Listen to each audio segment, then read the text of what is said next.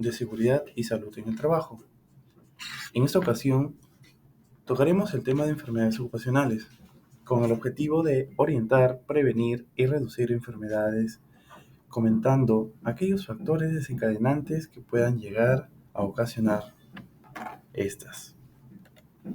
Es importante mencionar el marco normativo en el cual nos basamos, por ejemplo, la decisión 584, Instrumento Andino de Seguridad y Salud en el Trabajo, realizado por parte de la Comunidad Andina, la resolución 957, el reglamento de la decisión 584, la ley en el Perú, que es la ley número 29783, Ley de Seguridad y Salud en el Trabajo y sus modificatorias. También tenemos el Decreto Supremo número 005-2012 del Reglamento de la Ley de Seguridad y Salud en el Trabajo y sus modificatorias. Asimismo, el Decreto Supremo número 012-2014, Registro Único de Información sobre Accidentes de Trabajo, Incidentes Peligrosos, Enfermedades Ocupacionales y modificación del artículo 110 del Reglamento de la Ley de Seguridad y Salud en el Trabajo.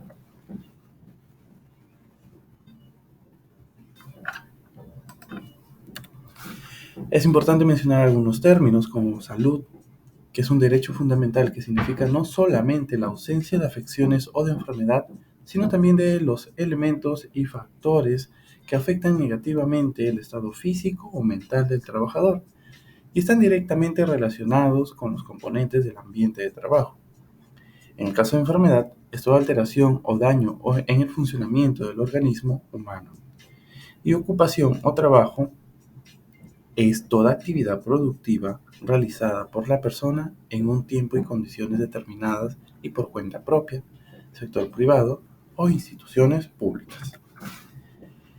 Además, con respecto a la enfermedad ocupacional, es todo daño o alteración a la salud que el trabajador sufre o adquiere como consecuencia directa o indirecta del ejercicio de sus labores y debido a la exposición a factores de riesgos inherentes a la actividad laboral. Asimismo, el riesgo laboral es la probabilidad o aquella probabilidad de que la exposición a un factor ambiental peligroso en el trabajo cause la enfermedad o lesión o injuria. Asimismo, accidente de trabajo es todo suceso repentino que sobrevenga por causa o con ocasión del trabajo y que produzca en el trabajador una lesión orgánica, una perturbación funcional, una invalidez o la muerte. Es también accidente de trabajo aquel que se produce durante la ejecución de órdenes del empleador o durante la ejecución de una labor bajo su autoridad y aún fuera del lugar y horas de trabajo. En el caso de incidente peligroso, es todo suceso potencialmente riesgoso que pudiera ocasionar lesiones o enfermedades en las personas, en su trabajo o a la población.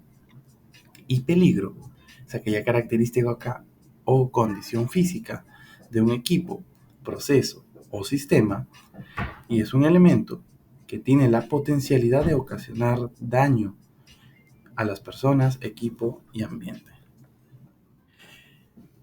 Por otro lado tenemos la definición de riesgo, que es la probabilidad de que pueda ocasionar un daño a partir del peligro.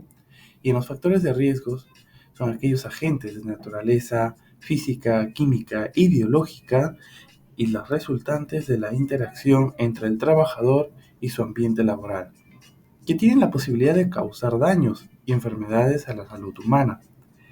Es importante también considerar la definición de medidas de prevención, que vendrían a ser las acciones que se adoptan con el fin de evitar o disminuir los riesgos derivados del trabajo, dirigidas a proteger la salud de los trabajadores contra aquellas condiciones de trabajo que generan daños que sean consecuencia, guarden relación o sobrevengan durante el cumplimiento de sus labores, medidas cuya implementación constituye una obligación y deber de parte de los empleadores. El perfil de las enfermedades ocupacionales en el Perú se centra en la siguiente, como por ejemplo, secuelas de lesiones por accidente de trabajo, dermatopatías ocupacionales, abocadas más al ámbito agroindustrial, saturnismo, relacionado más con minería, hipoacusia por ruido, trabajos de construcción civil, o puestos o áreas que demanden alto ruido, más allá de los decibeles permitidos.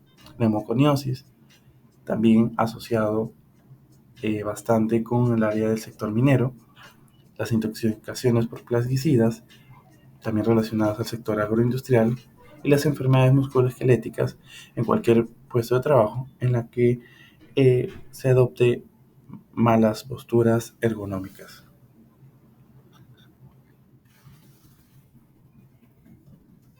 Para la seguridad y salud en el trabajo se va a tener 5 pilares. Uno, que es la seguridad ocupacional, higiene ocupacional, ergonomía, medicina ocupacional y psicología organizacional. Puntos importantes para encaminar los objetivos de la normativa.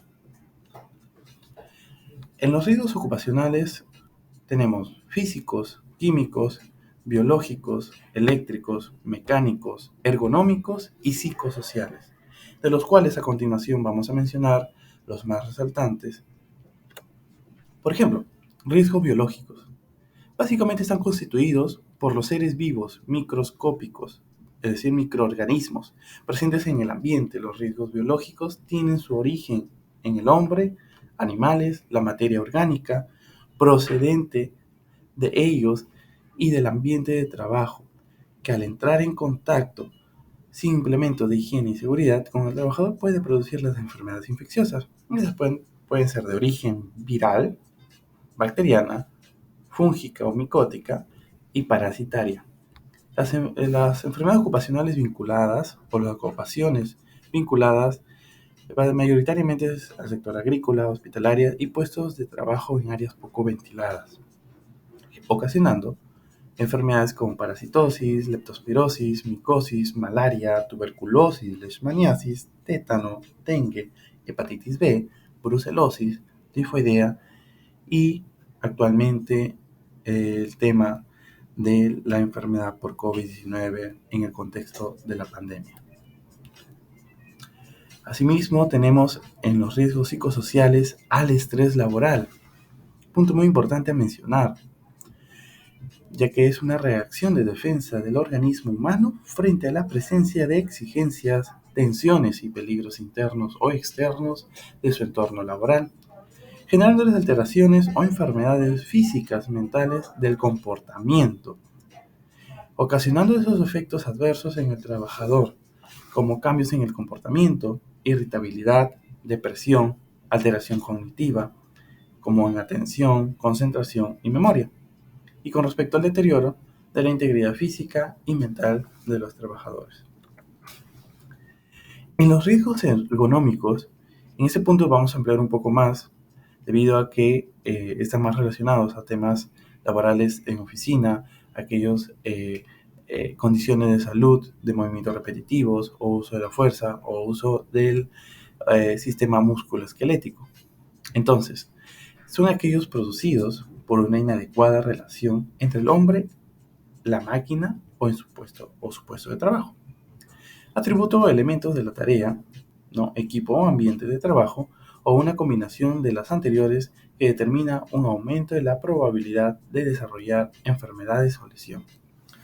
Es decir, por posturas inadecuadas, movimientos forzados, dimensiones inadecuadas, sobreesfuerzos, trabajos prolongados y distribución inadecuada, ¿no? Distribución inadecuada de la estación de trabajo. ¿Ok? En el cuadro superior, en la imagen superior derecha, podemos ver un dibujo de un color rojo, que es una postura disergonómica, mientras que en el número 2 observamos una postura adecuada, ergonómica, la cual sería la ideal para evitar esas condiciones mencionadas. Consecuencias de salud básicamente se van a centrar en un trastorno musculoesquelético laboral. que vendrían a ser esas alteraciones que sufren estructuras corporales como los músculos, tendones, articulaciones, huesos, cartílagos y ligamentos y nervios, que pueden influir indirectamente en los sistemas circulatorio, digestivo y respiratorio, causadas o agravadas fundamentalmente por las malas prácticas durante el tiempo de actividad laboral. Estas ocasionarían incapacidad temporal, pérdidas en ingresos para trabajadores y empresas afectados, y con el tema de reincorporación al trabajo, con posible adaptación del mismo, ¿no? Y costes médicos, de rehabilitación, de producción, etc. Dentro de esas enfermedades, en algunos casos, pueden presentarse las famosas hernias discales, que son el desplazamiento localizado del disco más allá de los límites del espacio discal, es decir, en que entre cada vértebra de la columna se encuentra una estructura anatómica que se llama disco vertebral. Este sirve de amortiguamiento, de distribución del peso, pero cuando estas se ven afectadas, pues llegan a generar protrusión discal, extrusión discal, disco secuestrado, a causas de posturas forzadas, movimientos bruscos de flexión y extensión, levantamiento y transporte manual de cargas de forma incorrecta.